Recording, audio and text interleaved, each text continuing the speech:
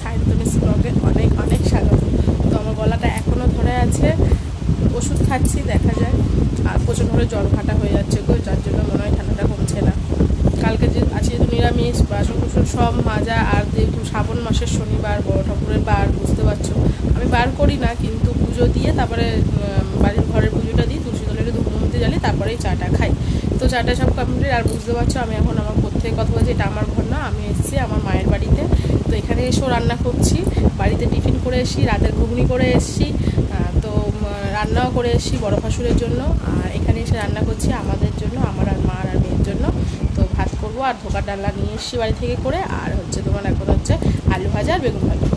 তো চলো আমার ভিডিওটা স্কিপ না করে প্রথম থেকে শেষ পর্যন্ত দেখতে থাকো। সঙ্গে সঙ্গে ব্লগ মেরে দিয়েছি। এই কোথায় গেল ব্লগটা, কোথায় গেল? এই তো ব্লগটা খুঁজে পাচ্ছি। তো আমার ভাত হয়ে গেছে, আর আমি তখন খাচ্ছিলাম হচ্ছে ওটস। তো এই দেখো এখানে হচ্ছে এখন বেগুন ভাজা, আর এই হবে আলু ভাজা। তো চলো রান্নাটা করে নিই। আর মেয়েকে চান করাতে হবে, মেয়ে একটা দিদার বাড়ি গেছে, ও মাসি এসছে, সে মাসির মেয়ের সাথে খেলা করছে, ওর দিদি হয়। তো চলো, তো এখন আমি ঘরে বসে আছি, মেয়ে ঘুমাচ্ছে। তো আমি এতক্ষণ কি করছিলাম, এতক্ষণ একটু মন্দিরে গেছিলাম, পুজো হচ্ছিলো, যেহেতু আজকে বড় ঠাকুরের পুজো, তো একটু পুজো দিতে দিয়েছিলাম, সেই জন্য সেখানে গেছিলাম, যাতে বাবার নামে সংকল্পটা হয়, একটু ওই জন্যই বলতে গেছিলাম।